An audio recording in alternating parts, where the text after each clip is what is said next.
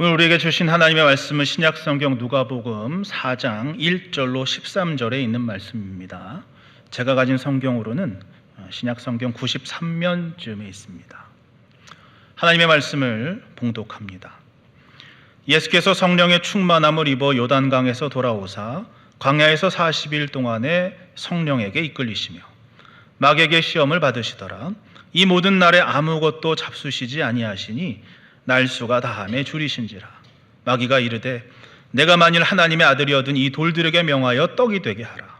예수께서 대답하시되 기록된 바 사람이 떡으로만 살 것이 아니라 하였느니라. 마귀가 또 예수를 이끌고 올라가서 순식간에 천하 만국을 보이며 이르되 이 모든 권위와 그 영광을 내가 내게 주리라. 이것은 내게 넘겨준 것이므로 내가 원하는 자에게 주노라. 그러므로 네가 만일 내게 절하면 다 내 것이 되리라. 예수께서 대답하여 이르시되 기록된 바 주 너의 하나님께 경배하고 다만 그를 섬기라 하였느니라. 또 이끌고 예루살렘으로 가서 성전 꼭대기에 세우고 이르되 내가 만일 하나님의 아들이어든 여기서 뛰어내리라. 기록되었으되 하나님이 너를 위하여 그 사자들을 명하사 너를 지키게 하시리라 하였고 또한 그들이 손으로 너를 받들어 내 발이 돌에 부딪히지 않게 하시리라 하였느니라. 예수께서 대답하여 이르시되 주 너의 하나님을 시험하지 말라 하였느니라. 마귀가 모든 시험을 다한 후에 얼마 동안 떠나니라. 아멘.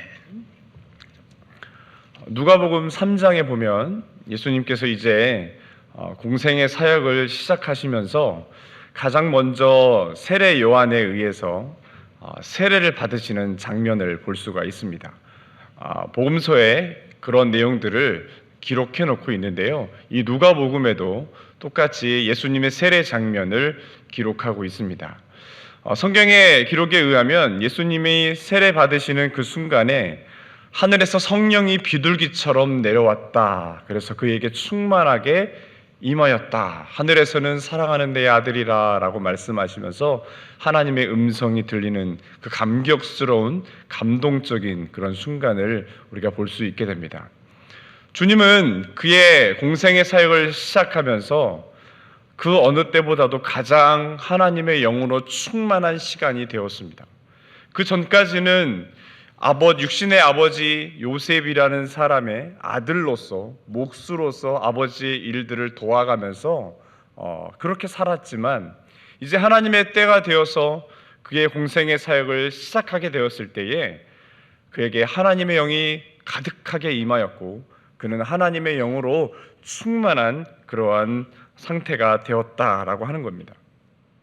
지금 이 상태라고 한다면 주님은 당장이라도 주의 사역을 위해서 하나님의 나라의 그 복음의 사역들, 많은 사람들을 구원하고 많은 사람들을 치료하고 구원하는 일에 지금 당장 나가셔도 되겠지만 충분히 그럴 만한 능력을 가지셨고 손색이 없는 분이셨지만 주님은 그렇게 하지 않으셨다라고 하는 겁니다.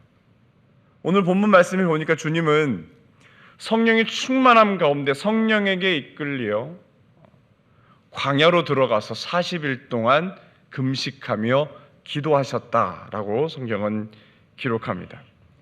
주님은 가장 영적으로 충만할 때에 무슨 일이든지 다 감당할 수 있고 할 수 있을 것 같은 그때에 당장 그 사역의 현장으로 나가지 않으시고 아무도 인정해 주지 않은, 아무도 알아주지 않은, 아무도 존재하지 않은 그 광야로 들어가셔서 금식하며 기도하셨다라고 하는 겁니다.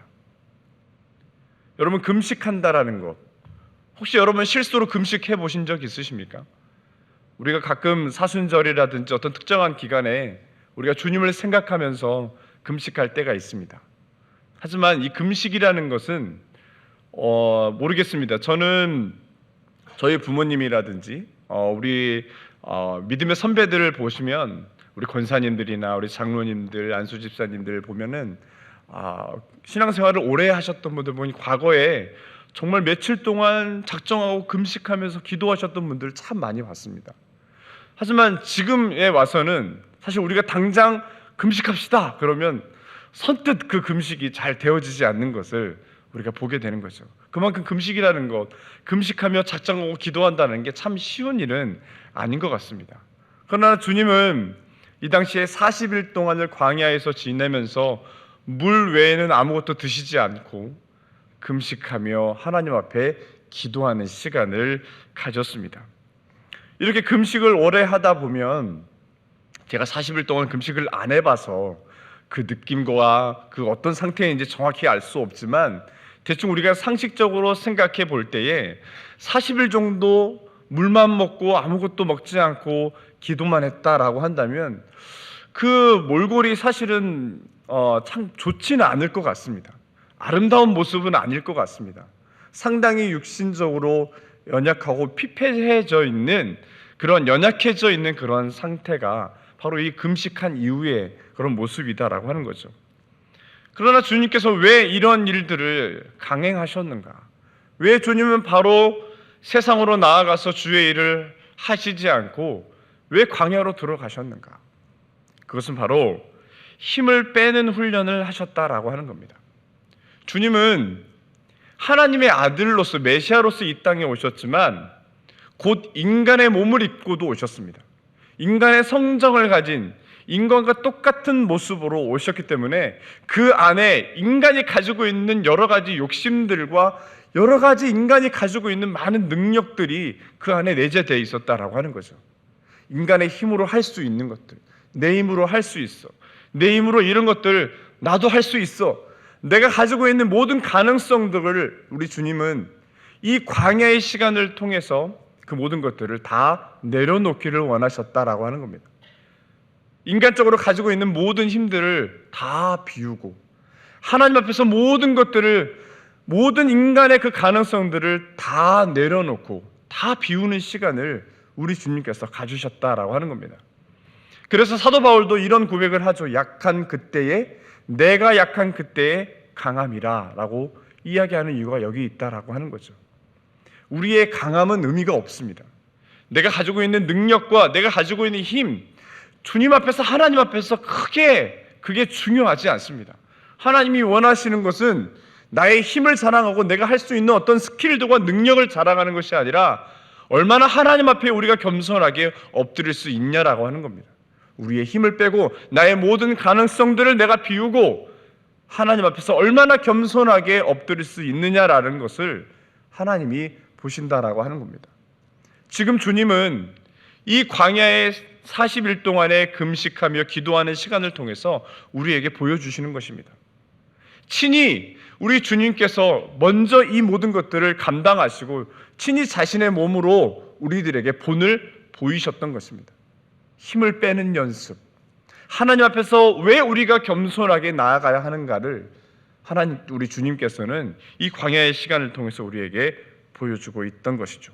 또한 주님은 그 40일 동안의 시간을 통해서 앞으로 우리 주님께서 3년 동안 하셔야 될 모든 그 공생의 사역을 생각하시면서 기도함으로 준비하셨던 것이죠.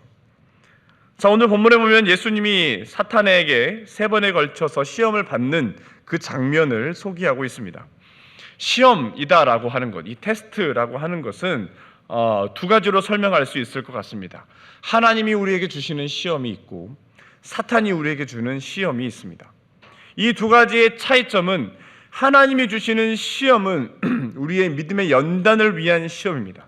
그래서 그 시험을 잘 통과하면 우리의 믿음이 성장하고 뭔가 모르게 믿음의 열매들이, 신앙의 열매들이 우리의 삶 속에서 주렁주렁 맺혀가는 것을 볼 수 있는 거죠. 하지만 사탄이 주는 시험은 뭐냐? 바로 우리의 삶과 믿음을 무너뜨리는 데 목적이 있다라고 하는 것입니다. 하나님의 시험은 그것이 어떤 시험이든 간에 우리의 삶에 플러스 작용을 합니다. 하지만 사탄이 주는 시험은 어찌됐건 그 모든 시험들은 우리의 삶에 마이너스로 작용하게 되어 있다라는 거죠. 지금 우리 주님은 하나님께서 주시는 시험이 아닌 사탄이 주는 그 시험의 그 자리에 있다라고 하는 것입니다. 본문 2절에서 3절 말씀을 보시면, 마귀에게 시험을 받으시더라. 이 모든 날에 아무것도 잡수시지 아니하시니 날수가 다함에 줄이신지라. 마귀가 이르되 내가 만일 하나님의 아들이여든 이 돌들에게 명하여 떡이 되게 하라 라고 말씀합니다. 자, 본문에서 말씀하고 있는 것처럼 주님은 하나님의 시험이 아닌 이 마귀, 사탄의 시험에 지금 임하고 있습니다. 주님이 원해서도 아니고 사탄이 우리 주님께서 그 금식이 끝나는 그 시점에 맞춰서 기다리고 있다가 우리 주님에게 시험을 하고 있는 것이죠. 그런데 지금 주님이 그 시험을 당하는 그 시점이 언제입니까? 가장 약한 때입니다. 가장 육신적으로 배고프고 너무나도 힘들고 어려운 그때에 마귀가 예수님을 시험하고 있다라고 하는 겁니다. 예수님은 세례 요한에게 세례를 받으시고 40일 동안 광야에서 금식하시며 기도하셨지만 우리 주님은 비록 육체적으로는 많이 피폐해져 있고 연약해져 있는 그런 상태이지만 여전히 우리 주님은 성령으로 충만한 그런 상태에 있었습니다. 하지만 반대로 그의 육신은 너무나도 배고프고 지쳐있는, 지금 주님에게 가장 필요한 것은 먹을 것이었습니다. 그 외에는 아무것도 보이지 않았을 것입니다. 우리도 가끔 그러지 않습니까? 배가 고프면 힘들어하시는 분들이 있습니다. 괜히 배가 고프면 예민해져서 아무것도 못하시는 분들이 같이 일하다 보면 그런 분들이 있더라고요. 우리 주님도 마찬가지로 인간이셨기 때문에 아마 많이 예민해져 있는 그런 상황에서 이 사탄의 시험을 받았는데 그 사탄의 첫 번째 시험이 바로 이 먹을 거에 관한 시험이었다라고 하는 겁니다. 여러분, 사탄이 우리를 언제 시험하는가요? 사탄이 언제 우리를 시험할 것 같습니까? 여러분, 우리의 믿음이 가장 좋을 때일까요? 내가 가장 믿음으로 충만할 때 사탄이 우리를 시험할까요? 그렇지 않습니다. 사탄은 내가 영적으로 연약할 때나 혹은 육신적으로 가장 약한 그때에 그 틈을 놓치지 않고 바로 공격한다라고 하는 겁니다.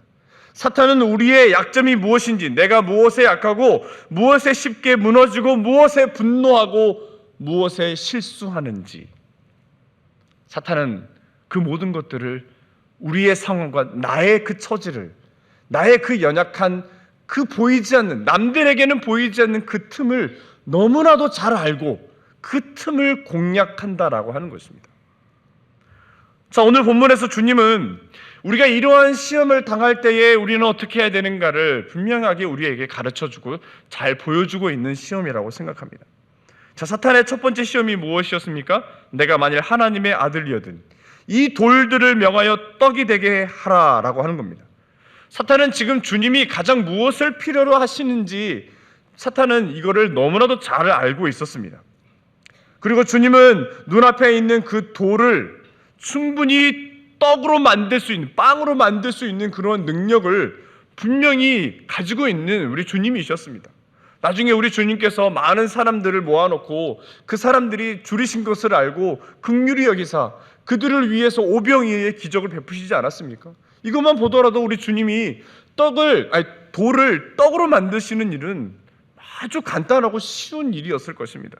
하지만 우리 주님이 보여주신 것은 무엇입니까? 그 돌을 떡덩이로 만드는 것이 아니라 그 떡덩이로 만들 수 있는 충분한 가능성이 있었음에도 불구하고 우리 주님은 쉬운 길을 가지 않으십니다. 그리고 그 자리에서 그 사탄의 시험에서 잠시 멈추게 됩니다. 앞으로 나아가지를 않습니다. 주님은 잠시 멈춰서 사탄의 그 시험에 대비하시는 것을 볼 수 있습니다. 주님은 하나님의 그 아들 되시고 메시아로 오신 그 사명을 우리 주님은 쉽게 감당하실 수 있었습니다. 지금 당장 이 돌을 떡덩이로 만들면 그 주변 사람들이 보고 놀라고 난리가 났을 겁니다. 너무나도 쉽게 그 메시아의 길을, 그 하나님의 아들 되심의 그 길을 주님은 쉽게 가실 수 있었지만 그렇게 하지 않으셨다라고 하는 겁니다.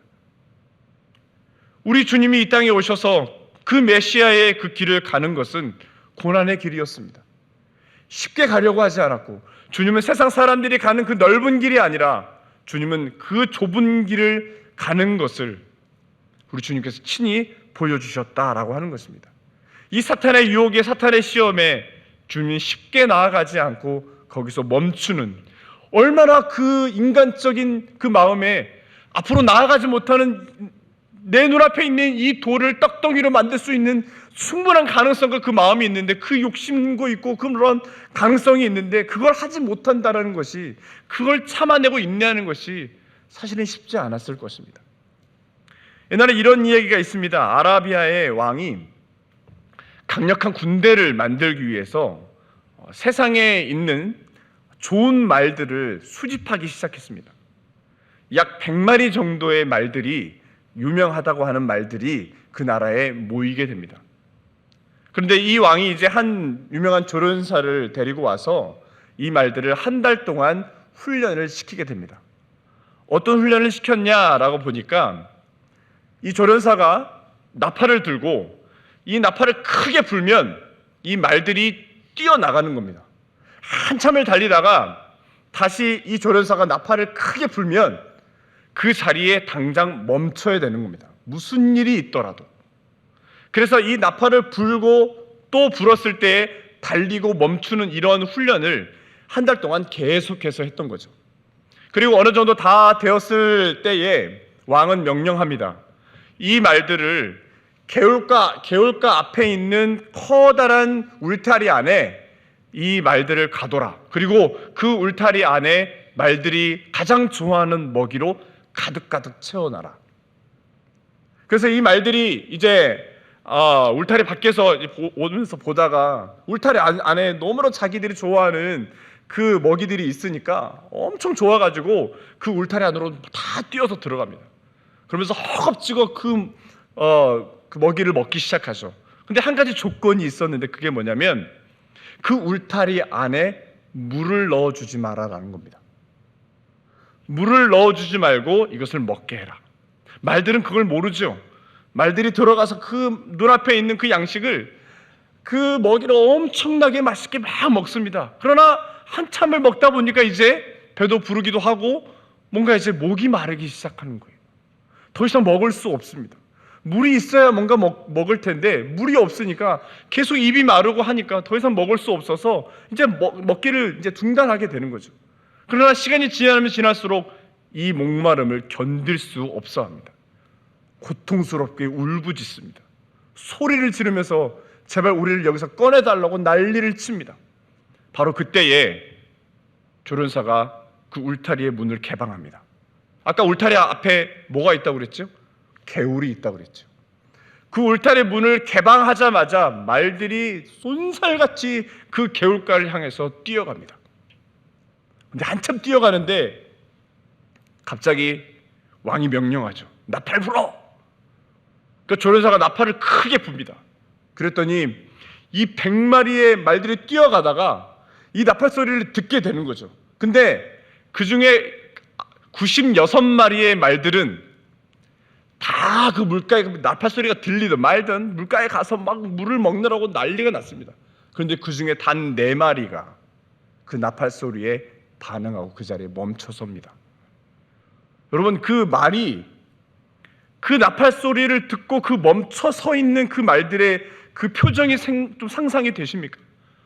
엄청나게 일그러지며 그 고통스러워하는 그 모습들, 그 나팔 소리 한 번에 나아가지 않은 그 4마리의 말들이 결국은 이 아라비아의 최고의 명마가 되었습니다.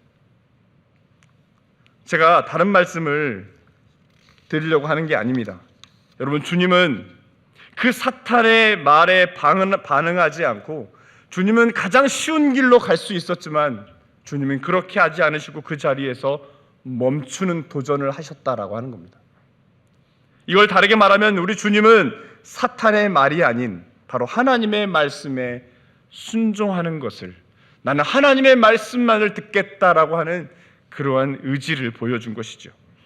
그리고 주님은 이렇게 말씀하시죠. 그 마귀의 시험을 이 말씀으로 이깁니다. 사람이 떡으로만 사는 것이 아니요 하나님의 입에서 나오는 모든 말씀으로 사는 것이니라. 여러분, 우리는 세상에서 살지만 세상 사람들과 똑같이 살아서는 안 되는 것입니다.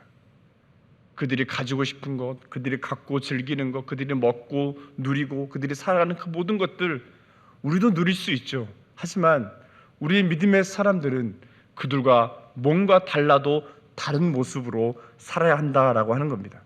그게 뭡니까? 우리는 세상 사람들은 육의 양식만 먹고 살아가지만 그들의 배를 배불리하고 그들을 살찌우고 그렇게 그들의 생명을 이어가지만 우리 믿음의 사람들은 하나님의 말씀, 그 하늘의 영의 양식을 먹는 사람들의 특징은 다른 것이 아니라 우리의 영을 그 하나님의 영의 말씀을 먹어야지만이 우리가 살아갈 수 있고 그것이 우리를 살아가게 하는 생명력이다라는 것을 우리는 세상 사람들과 다르게 우리는 그렇게 믿고 그 말씀들을 순종하면서 그 말씀들을 먹어가면서 살아가는 그러한 우리의 모습이다라고 하는 것입니다. 그래서 영의 양식을 먹는 자들은 당장 눈앞에 있는 그런 세상적인 유혹과 시험 앞에서 다시 한번 생각할 수 있는 것입니다. 멈출 수가 있는 것입니다. 나아가지 않고 다른 사람 같았으면 이미 넘어갔을 텐데 우리 믿음의 사람들은 하나님이 주시는 그 영의 양식이 우리 안에 있기 때문에 그것을 바라보면서 우리는 거부감이 드는 겁니다. 신앙의 양심에 뭔가 가책이 계속해서 느껴지는 것이죠. 그러면서 멈칫하고 멈추고 나아가지 않는 그런 삶의 모습들을 보여줄 수 있다라고 하는 겁니다. 주님은 첫 번째 이 시험을 통해서 우리가 인생을 살아갈 때 우리가 언제 멈춰야 하는가를 우리에게 분명히 알려주고 있습니다. 여러분, 하나님의 말씀은 우리로 하여금 앞으로 나아가기도 하지만 우리를 멈추게 한다는 것도 아셔야 됩니다. 멈추는 법도 알아야 우리는 이 세상에서 모든 여러 가지 사탄의 그 유혹 앞에서 우리가 이기고 그 유혹에 넘어지지 않을 수 있다는 것을 오늘 주님은 이 시험을 통해서 우리에게 가르쳐주고 알려주고 있는 것이죠. 그리고 이제 두 번째 시험으로 넘어갑니다. 두 번째 시험 보니까 오늘 본문 5절에서 7절 말씀에 보면 마귀가 또 예수를 이끌고 올라가서 순식간에 천하 만국을 보이며 이르되 이 모든 권위와 그 영광을 내가 내게 주리라. 이것은 내게 넘겨준 것이므로 내가 원하는 자에게 주노라. 그러므로 내가 만일 내게 절하면 다 내 것이 되리라. 첫 번째 시험이 끝나자마자 마귀는 예수님을 아주 높은 곳으로 데리고 올라가게 됩니다. 높은 곳에 올라가서 보니 온 세계가, 온 동네가 다 보이는 거죠. 그러면서 마귀가 하는 말이 뭡니까? 네가 보고 있는 이 온 천하를 내가 너에게 다 주겠다라고 마귀가 예수님에게 말을 합니다. 근데 어떻게 하면 준다고요? 네가 내 앞에서 절하라라고 하면, 내 앞에서 절만 하면, 무릎 꿇고 절을 하면 너에게 이 모든 세상의 이 영광을 다 너에게 줄 것이다 라고 마귀가 말하는 것입니다. 여기에서 천하만국이라는 단어가 있는데 이 단어를 보면 이 책의 저자인 이 누가라는 사람은 헬라어로 오이쿠메네라는 이 단어를 여기에서 사용하고 있습니다. 마태가 사용하는 헬라어와 여기서 사용하는 헬라어가 다른 것을 볼 수 있는데요. 이 단어는 오이쿠메네라는 단어는 방금도 말씀드렸듯이 우리가 살아가는 이 세상, 그리고 황제가 왕이 통치하는 그 모든 세상을 가리키는 그런 단어라고 하는 것입니다. 마귀는 자신이 이 세상의 주인이기 때문에 나에게 절을 하면 이 세상의 모든 이 권세와 영광을 바로 예수님에게 다 줄 것이다 라고 이야기하는 것입니다. 여러분, 우리가 세상을 살아가면서 알게 되는 아주 중요한 지혜가 있는데, 우리 많은 사람들이 좋다고 생각하는 것, 가장 의미 있고 가치 있다고 생각하는 것들을 너무 내가 쉽게 얻게 되면 그 모든 것들을, 그것이 돈이 됐건 뭐가 됐건 어떤 물질이 됐건 무엇이 됐건 좋다고 하는 그 무엇이 있지 않습니까? 그것을 내가 너무나도 갑작스럽게, 너무나도 쉽게 그것을 얻었다고 한다면 여러분 반드시 아셔야 됩니다. 그거에 따른 대가가 분명히 있다라고 하는 것이죠. 요즘 경제가 어렵고 살기 힘들다 보니까 이것을 이용해서 큰 돈을 벌게 해주겠다라고 하는 그런 사기꾼들이 아주 판을 치고 있습니다. 아무리 생각해도 이 사기꾼들은 절대 없어지지 않는 것 같습니다. 계속해서 넘어가는 사람들이 있기 때문이겠지만, 근데 이런 사기꾼들이 하는 이 공통점이 있는데, 이들의 공통점이 뭐냐면 나만 믿으라고 하는 것입니다. 나만 믿어요. 내 말에 순종하십시오. 나에게 무릎을 꿇어라.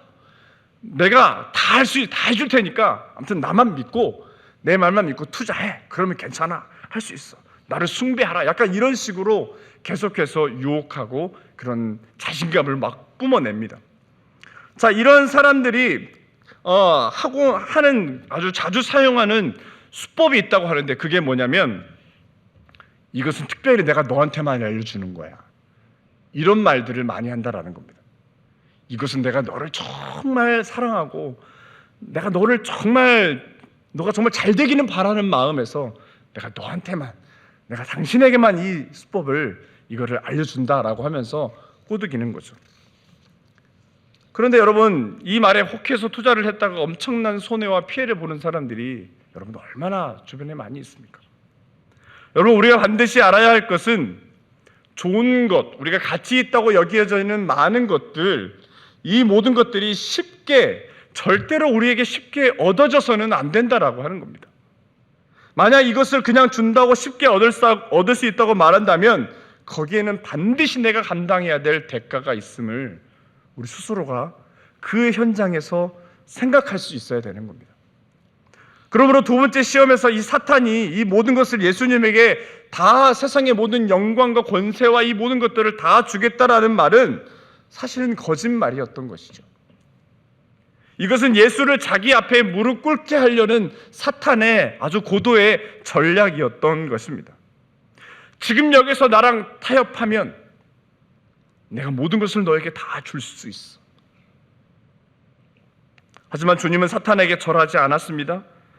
다시 주님은 하나님의 말씀으로 이 시험을 이겼습니다. 8절에 기록된 바 주너의 하나님을 경배하고 다만 그를 섬기라 하였는지라. 다니엘서에 보면 다니엘의 세 친구의 이야기가 나옵니다. 그 당시에 이 바벨론의 왕이 자기를 숭배하는 그러한 일들을 위해서 커다란 금신상을 만들어 놓고 낙성식을 어마어마하게 크게 거행합니다. 그가 다스리는 모든 나라의 그 지방 관리들을 다 모아놓고 그 금신상을 앞에 놓고 나팔을 불고 여러 악기들을 막 치면서 이 소리가 날 때 모든 사람들이 일제히 그 신상의 앞에 엎드리는 것을 하게 됩니다. 그런데 그 중에서도 이 신상에 엎드리는 것을 거부하는 사람들이 있었습니다. 그 사람들이 바로 이 다니엘의 세 친구들이었던 거죠. 이 사람들을 시기하고 질투했던 사람들이 이 사람들이 그 신상에 절을 하지 않는 것을 보고 왕에게 고자질을 해서 왕을 만나게 됩니다. 왕은 그들을 만나서 당장 죽이는 게 아니라 그들을 먼저 설득을 하죠. 뭔가 타협점을 이야기합니다. 내가 다시 기회를 줄 테니까 지금 여기에서 나팔 소리가 들리면 너네가 지금이라도 당장 신상에 절을 하면 내가 너희를 살려줄 것이고 그렇지 않으면 너희를 저 불타는 풀무불 속에 집어넣을 것이다 라고 이야기했던 거죠. 하지만 그들은 왕의 이러한 달콤한 제안을 거절하면서 다음과 같은 말을 남겼죠. 왕이여, 우리가 섬기는 하나님이 계시다면 우리를 맹렬히 타는 풀무불 가운데서 능히 건져내시겠고 그렇게 하지 아니하실지라도 왕이여, 우리가 왕에게 절하지도 아니할 줄을 아옵소서. 여러분, 아무리 세상이 나에게 좋은 조건을 제시하고 그것을 다 준다 해도 여러분, 우리가 그들과 타협하거나 거기에 우리의 무릎을 꿇고 그들을 숭배하려고 하고 우리의 믿음을 포기하는 그런 행위들을 해서는 절대 안 된다라고 말하는 겁니다. 우리가 믿고 섬기며 우리가 무릎 꿇어야 할 분은 오직 하나님밖에 없음을, 오직 예수 그리스도의 그 십자가 앞에서만 우리는 엎드리고 무릎 꿇을 수 있게 되는 것임을, 있어야 함을 오늘 말씀에서 알려주고 있는 겁니다. 여러분, 하나님은 세상에 있는 것만 주시는 것이 아니라 하나님은 우리가 세상과 타협하지 않을 때에, 그 선을 넘지 않을 때에 하나님께서 우리에게 더 귀한 것으로, 그 우리의 믿음을 지키는 자들에게 하나님께서 더 귀한 것으로 보상하시고 갚아주시고 인도하시는 그런 하나님의 능력을, 그런 하나님의 마음들을 우리가 볼 수 있게 되는 것입니다. 우리가 하나님만을 믿으며 그분 앞에 순종하며 나아갈 때 우리의 삶의 그 소망의 길이 열리게 되는 겁니다. 보이지 않았던 그 길이 열리게 되고 보이게 되고 닫혀 있었던 그런 문들이 열리게 되는 놀라운 역사가 일어나게 된다라고 하는 거죠. 이렇게 두 번째 시험이 끝나고 마귀는 세 번째 시험을 하게 됩니다. 9절에서 10절 말씀 보면, 11절 보시면 또 이끌고 예루살렘에 가서 성전 꼭대기에 세우고 이르되 내가 만일 하나님의 아들이여든 여기서 뛰어내리라. 기록되었을 때 하나님이 너를 위하여 그 사자들을 명하사 너를 지키게 하시리라 하였고 또한 그들이 손으로 너를 받들어 내 발이 돌에 부딪히지 않게 하시리라 하였느니라. 이번에도 마귀는 예수님을 아주 높은 곳으로 데리고 갑니다. 근데 그 높은 곳이 산이 아니라 예루살렘 성전 꼭대기로 예수님을 데리고 올라갑니다. 그러면서 하는 말이 지금 여기서 당장 뛰어내리면 하나님의 천사가 당신을 붙들어서 다치지 않게 할 것이다 라고 시험하는 것이죠. 이 마귀의 세 번째 시험이 앞에 나오는 두 개의 시험과 다른 것은 뭐냐면 이 마귀도 하나님의 말씀을 인용할 줄 안다라는 겁니다. 하나님의 말씀을 알고 있다라고 하는 것입니다. 그래서 여러분 우리도 분별의 영이 필요한 거예요. 분별의 지혜가 필요한 것입니다. 누군가 우리를 유혹할 때 하나님의 말씀으로 유혹할 수도 있는 것이죠. 하나님의 말씀이 이렇게 기록되었는데 왜 안 하십니까? 이렇게 우리를 유혹할 수도 있다라고 하는 겁니다. 자, 본문에 보면 기록되었으되라고 하면서 이 사탄은 시편 91편의 말씀을 인용하고 예수님을 지금 시험하고 있는 겁니다. 성전에서 뛰어내리면 하나님의 천사가 너를 받아줄 것이고 너가 그 성전에서 뛰어내는 그 장면을 성전에 있는 많은 사람들이 지켜보는 가운데 그 천사가 너를 붙들어 줬을 때 많은 사람들이 감격하고 야, 이것이 하나님께서 하시는 일이구나 라고 하면서 당신을 하나님의 진정한 아들이라고 인정하지 않겠느냐라고 지금 이야기하는 것입니다. 이걸 통해서 너가 뛰어내리면 얼마나 그게 영광스러운 순간이 되겠느냐, 당신이 하나님의 아들이고 메시아임을 확실하게 증명할 수 있는 그 순간이 아니겠냐라고 시험하고 있는 것입니다. 여러분, 이것은 사탄의 아주 고도의 전략입니다. 사탄이 지금 앞에 세운 모든 그 시험들이 정말 고도의 전략을 가지고 지금 나온 것이죠. 여러분, 주님이 성전에서 뛰어내리면 그것으로 하나님이 살아계시며 주님께서 우리를 지켜주시고 보호하신다라는 것을 확실하게 증명할 수는 있을 겁니다. 하지만 주님이 뛰어내리지 않는다면 하나님이 살아계심을 부정하는 일이 될 수도 있는 것이죠. 주님은 이러지도 못하고 저러지도 못하는 그런 상황 속에 있었다라고 하는 겁니다.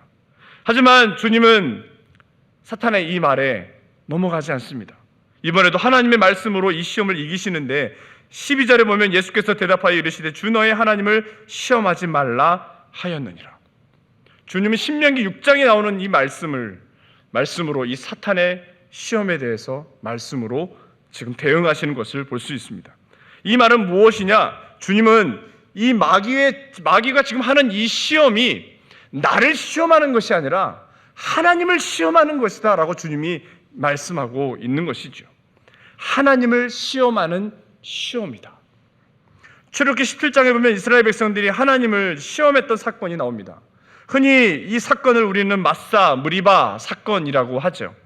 거기에 보면 이런 내용이 있습니다. 출애굽기 17장 2절에 백성이 모세와 다투어 이르되 우리에게 물을 주어 마시게 하라. 모세가 그들에게 이르되 너희가 어찌하여 나와 다투느냐? 너희가 어찌하여 여호와를 시험하느냐? 이스라엘 백성들이 광야를 지날 때 하필이면 물이 다 떨어졌습니다. 당연한 거 아니겠습니까? 광야를 지나는데 물이 어디 있겠습니까?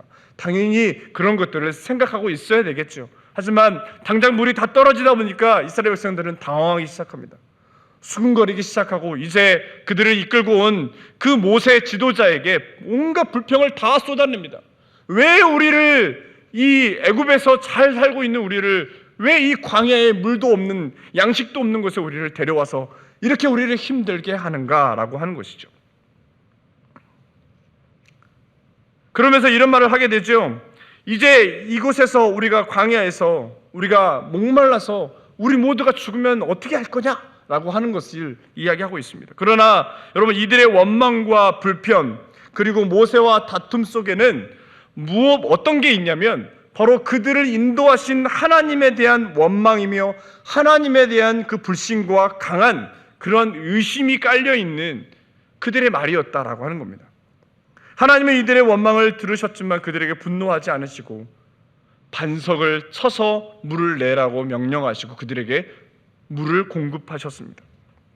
그러면서 출애굽기 17장 7절에 그곳 이름을 마사 무리바라 불렀으니 이는 이스라엘 자손이 다투었으며 또는 그들이 여호와를 시험하여 이르기를 여호와께서 우리 중에 계신가 안 계신가 하였습니다. 여기 보시면 하나님께서 그곳의 이름을 마사 또는 무리바라고 명명하십니다. 민수기에 보면 이러한 내용들이 몇 개 더 등장하는데 민수기 11장에 보면 그곳의 이름을 다베라라, 또 그리고 11장 34절에 그곳의 이름을 기브롯 핫다와라라고 이렇게 명명하는 걸 볼 수 있습니다. 자, 디베라, 다베라, 기브롯 핫다와 그리고 마사 무리바, 이 장소들의 공통점은 뭐냐? 바로 이스라엘 백성들이 하나님을 원망하고 불신하고 하나님을 시험했던 그 장소라고 하는 겁니다. 하나님께서 그 장소를 그들에게 명명하신 것은 이스라엘 백성들이 광야를 지나오면서 이러한 때에 이렇게 하나님을 거역하고 하나님을 시험했다라는 것을 기억하라고 하나님께서 그렇게 이름을 지어준 것이죠. 여러분, 우리의 마음의 원망과 불평이 계속해서 되고 있습니까? 사탄은 이러한 것을 통해 하나님을 시험하게끔 한다라는 것을 여러분 아셔야 됩니다. 예를 들면 이런 내용이겠죠. 하나님, 지금 나 너무너무 힘들고 어려운데 이 지금 문제를 당장 해결해 주세요. 지금 나에게 여러 질병이 있는데 당장 이 질병을 치유해 주세요. 하나님, 올해 우리 아들과 딸이 수능 시험을 봐요. 아주 중요한 시험이에요. 이 시험 보고 좋은 대학 가지 않으면, 내 병 고쳐주지 않으면, 지금 나의 문제 해결해 주지 않으면 저 하나님 안 믿을래요. 하나님 안 믿을 거예요. 나 교회 이제 안 나올 거예요. 약간 이런 식으로 하나님께 대해서 이렇게 내가 교회를 떠날 거라고 하나님에 대한 불신과 그 억지를 하나님의 뜻을 내 뜻인 마냥 그렇게 생각하고 하나님의 뜻을 좌지우지하려는 그런 인간의 어떤 욕심이 있다라고 하는 겁니다. 여러분, 내 안에 불안이 오고 불평이 올 때 여러분, 우리가 기억해야 될 것은 하나님을 시험하여 내 마음대로 조종하려고 하지 말고 우리는 하나님께 기도하는 자리로 나아가야 된다라고 하는 겁니다. 우리가 기도의 자리로 나아가면 하나님께서 우리의 마음에 평안을 주십니다. 여러분, 우리가 자꾸 그 은혜의 자리, 그 말씀의 자리에 우리가 있지 않기 때문에 자꾸만 사탄은 우리를 시험하는 것이죠. 은혜에 있는 자들은 절대 사탄이 시험할 수 없습니다. 왜? 하나님께서 그들의 마음을 지켜주시기 때문입니다. 그러므로 우리는 하나님을 시험하는 자리에 있어서는 안 되는 것입니다. 사탄의 전략은 다른 것이 아니라 우리로 하여금 계속해서 하나님을 시험해봐라, 하나님이 이렇게 하시는지 안 하시는지 계속해서 하나님께 질문하고 하나님을 계속해서 시험해보라라고 하는 그런 도전들을 우리에게 한다라고 하는 겁니다. 계속해서 하나님을 의심하고 또 의심하라라고 하는 것이죠. 너의 삶에 하나님이 정말 함께 하시고 너를 도우시고 인도하시는가를 시험해보라라고 하는 겁니다. 그러나 여러분, 야고보서 1장에서 말씀하고 있듯이 하나님은 그 어떤 것으로도 시험을 받지 아니하신다라고 말씀하고 있습니다. 이것을 다르게 말하면 사람은 하나님을 시험할 수 없다는 것이고, 하나님을 시험하라고 유혹하고 부추기는 그런 마음을 주는 것은 바로 이 사탄이 하는 일임을 오늘 예수님이 당하신 이 시험을 통해서 우리는 확인해야 된다라고 하는 겁니다. 오늘 말씀을 정리해 보면 예수님은 세 가지의 시험을 받으셨습니다. 인간의 가장 연약한 틈을 놓치지 않는 그 사탄의 시험이 있었고, 좋은 것을 쉽게 얻을 수 있다고 유혹하는 사탄의 시험이 있었으며, 우리의 마음에 온갖 불평을 주면서 하나님을 시험해 보라는 그런 사탄의 시험이 있었습니다. 중요한 것은 내 인생에 닥치는 모든 그 시험은 그게 하나님이 주신 시험이건 혹은 그것이 사탄이 우리에게 주는 시험이건 세상에 주는 그런 시험이건 결국은 이 모든 것들은 나를 위한 것입니다. 나의 신앙을 위한 것입니다. 여러분, 우리는 이 모든 시험을 극복하고 잘 지나가야 합니다. 이겨내야 합니다. 이러한 시험을 이길 수 있는 방법, 온전히 이러한 시험을 감당할 수 있는 방법, 여러분, 그 방법은 다른 것이 아니라 살아계신 하나님을 의지하는 겁니다. 우리에게 오늘 또 영의 양식을 공급하시고 우리에게 하늘의 그 지혜를 주시고 우리를 영적으로 충만케 하셔서 세상의 그 어떤 유혹과 공격에도 맞설 수 있고 흔들리지 않는 그런 사람으로 만들어주시는 그 하나님을 우리가 굳게 의지하고 그 하나님을 믿으며 나아가는 것, 하나님을 온전히 믿고 그분의 말씀에 순종하고 그 은혜의 자리에 있게 되면 고린도전서 10장에서 말씀하고 있는 것처럼 하나님은 시험 당하는 자들에게 반드시 피할 길을 내신다라고 하시는 그 말씀을 우리는 반드시 기억해야 하는 것입니다. 시험이 오는 것을 여러분 두려워하지 않기를 바랍니다. 그 시험을 통해서 내가 하나님을 더욱 붙들고 그분 안에 우리가 있기를 도전한다면 여러분 우리는 반드시 하나님의 귀한 사람으로 더 성장하게 되고 우리가 세상에서 얻을 수 없고 세상에서 기대할 수 있는 것 그 이상의 것을 우리 하나님께서 우리를 위해 예비하시고 우리의 삶에 그렇게 부어주실 줄로 믿습니다. 여러분들의 삶에 시험이 있습니까? 하나님을 의지하십시오. 하나님의 은혜 안에 살아가면 하나님이 우리를 지키시고 그 시험을 감당할 수 있는 지혜와 또 말씀으로 우리에게 공급해 주실 것입니다. 이 시간 함께 말씀을 생각하시면서 함께 기도했으면 좋겠습니다.